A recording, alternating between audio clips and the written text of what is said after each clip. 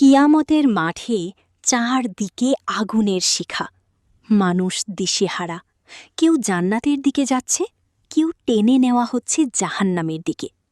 ঠিক তখনই এক নারী চিৎকার করে উঠল, ওই মানুষটাকে থামাও, সে আমার স্বামী। ফেরেশতারা বলল, তুমি জান্নাতি আর সে জাহান্নামী। নারীর চোখ দিয়ে অশ্রু ঝরতে লাগল, আর আগুনের ভেতর থেকে তার স্বামী আর্তনাদ করে বলতে লাগল, আজ যদি আমি তোমার মূল্য বুঝতাম। কি ছিল সেই স্বামীর অপরাধ? কেন জান্নাতে গিয়েও স্ত্রী কাঁদছিল? আর কিভাবে একটি সংসার ধ্বংস হয়ে গেল অহংকার আর অত্যাচারে? আজকের গল্পটি শেষ পর্যন্ত শুনুন, হয়তো এই গল্প বদলে দিতে পারে আপনার জীবন। আসসালামু আলাইকুম ওয়ারাহমাতুল্লাহ। প্রিয় দর্শক, স্বামী স্ত্রীর সম্পর্ক পৃথিবীর সবচেয়ে পবিত্র সম্পর্কগুলোর একটি। এই সম্পর্ক ভালোবাসা, সম্মান আর দয়ার উপর দাঁড়িয়ে থাকে।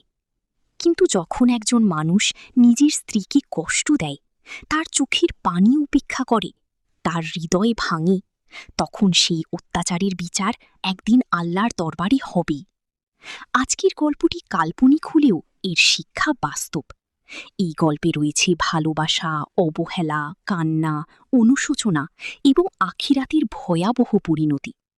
তাহলে চলুন শুরু করি আজকের হৃদয় কাঁপানো গল্প। বাংলার এক ছোট্ট গ্রামে বাস করত একজন যুবক। তার নাম ছিল রাশেদ। রাশেদ দেখতে সুন্দর, শক্ত সমর্থ এবং গ্রামের মানুষের কাছে খুব প্রভাবশালী ছিল। কিন্তু তার ভেতরে ছিল ভয়ঙ্কর অহংকার। সে নামাজ পড়ত না নিয়মিত, রাগ ছিল তার নিত্যসঙ্গী, মায়ের সাথে খারাপ ব্যবহার করত, আর স্ত্রীকে মনে করত নিজের চাকরানী। অন্যদিকে তার স্ত্রী মরিয়ম ছিল সম্পূর্ণ আলাদা।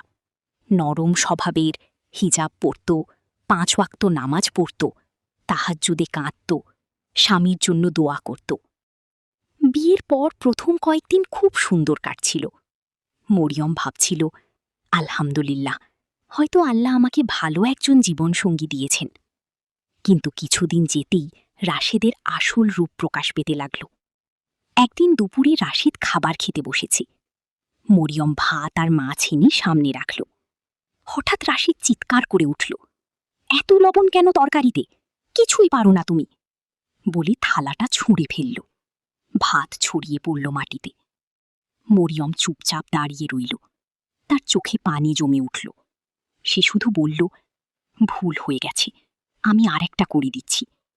কিন্তু রাশেদ থামল না। সারাদিন কি করো তুমি? একটা কাজও ঠিকমতো পারো না। সেদিন মরিয়ম রান্নাঘরে গিয়ে লুকিয়ে কেঁদেছিল, কিন্তু কারো কাছে অভিযোগ করেনি। দিন যেতে লাগল, রাশেদের অত্যাচার বাড়তেই লাগল। কখনো খাবার নিয়ে অপমান, কখনো মানুষের সামনে বকা, কখনো দিনের পর দিন কথা না বলা। মরিয়ম রাতে জায়নামাজে দাঁড়িয়ে কাঁদত, হে আল্লাহ, আমার স্বামীকে হেদায়েত দিন। আমি তাকে ঘৃণা করতে চাই না, আমি চাই সে জান্নাতি হোক। কিন্তু রাশেদ এসব দেখে হাসত।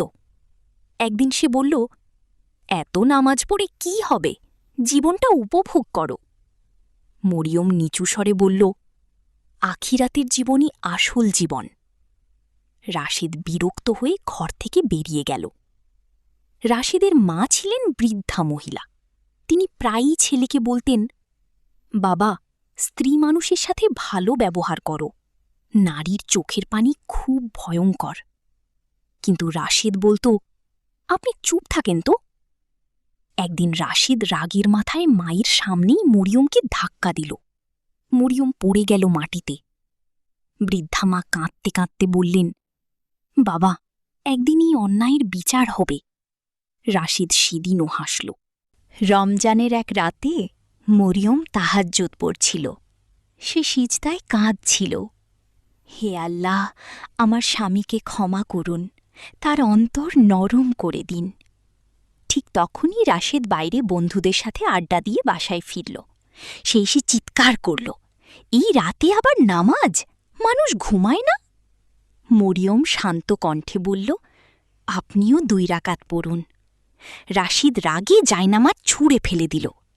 মরিয়মের বুক কেঁপে উঠল, কিন্তু সে কিছু বলল না। কিছুদিন পর গ্রামের মসজিদের ইমাম খুতবায় বললেন, যে ব্যক্তি তার স্ত্রীর ওপর জুলুম করে কিয়ামতের দিন সে ভয়াবহ শাস্তি পাবে। মরিয়মের চোখ ভিজে গেল, আর রাশিদ মোবাইল নিয়ে ব্যস্ত ছিল। নামাজ শেষে ইমাম সাহেব রাশিদকে আলাদা করে বললেন, ভাই, সংসারী দয়া রাখুন। রাসূল সাল্লাল্লাহু আলাইহি ওয়াসাল্লাম বলেছেন, তোমাদের মধ্যে সেই উত্তম যে তার স্ত্রীর কাছে উত্তম। রাশিদ বিরক্ত হয়ে বলল, আমার সংসার আমি বুঝব। একদিন গ্রামের কিছু মানুষ বাসায় এসেছিল। মরিয়ম সবার জন্য নাস্তা বানাচ্ছিল। হঠাৎ ভুলে চা একটু বেশি গরম হয়ে যায়। রাশেদ অতিথিদের সামনেই চিৎকার করল, তুমি আমার জীবনের সবচেয়ে বড় ভুল। এই কথাটা মরিয়মের হৃদয়ে ছুরির মতো বিঁধল। সেদিন রাতে সে একা বারান্দায় বসে কাঁদছিল।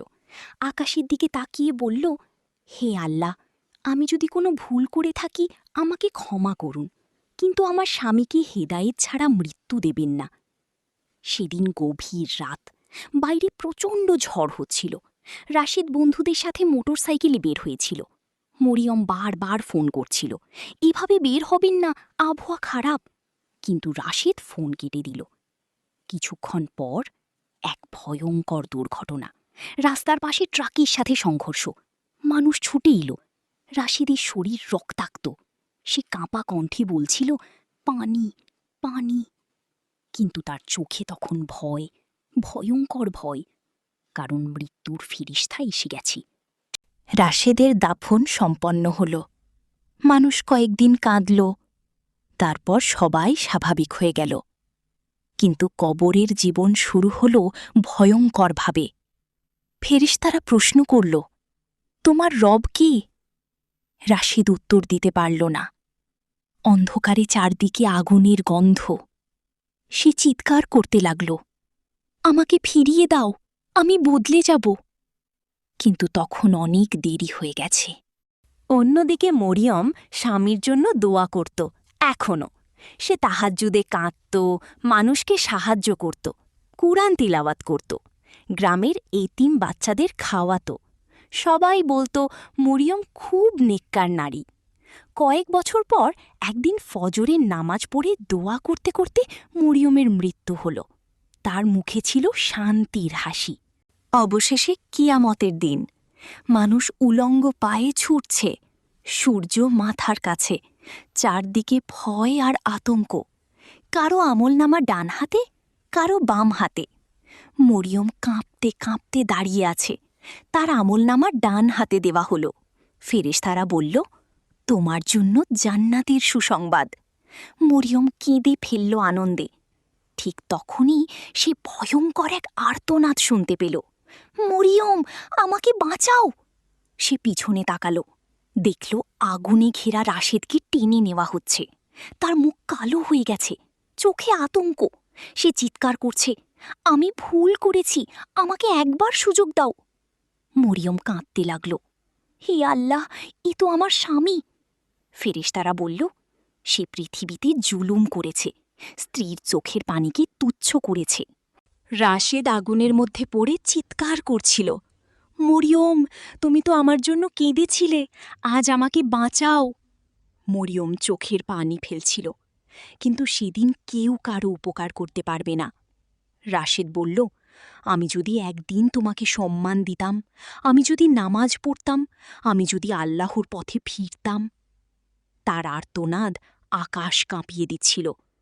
কিন্তু তখন তওবার সময় শেষ। ফেরেশতারা মরিয়মকে জান্নাতের দিকে নিয়ে যাচ্ছে। চারদিকে শান্তি, নদী, ফুলের সুবাস, আর দূরে জাহান্নাম থেকে ভেসে আসছে আর্তনাদ, হায় আফসোস, আমি কেন আমার স্ত্রীকে কষ্ট দিলাম। মরিয়ম শেষবার আকাশের দিকে তাকিয়ে বলল, আলহামদুলিল্লাহ, আল্লাহ কখনো মাজলুমের কান্না বৃথা যেতে দেন না। প্রিয় দর্শক, এই পৃথিবীতে স্ত্রীকে কষ্ট দেওয়া খুব সহজ, কিন্তু সেই কষ্টের হিসাব আখিরাতে ভয়ঙ্কর হতে পারে। মনে রাখবেন, একজন নেককার স্ত্রী জান্নাতের সম্পদ, আর একজন অত্যাচারী স্বামী নিজের হাতে নিজের আখিরাত ধ্বংস করে। আসুন আমরা সবাই পরিবারকে ভালোবাসি, স্ত্রীর সম্মান করি, স্বামীকে সম্মান করি এবং আল্লাহর পথে চলি। আল্লাহ আমাদের সবাইকে জান্নাতি দম্পতি হবার তৌফিক দান করুন। আমিন। ভিডিওটি যদি আপনার হৃদয় স্পর্শ করে থাকে তাহলে লাইক, কমেন্ট এবং শেয়ার করতে ভুলবেন না। আর এমন হৃদয় ছোঁয়া ইসলামিক গল্প শুনতে সাবস্ক্রাইব করুন আমাদের চ্যানেল।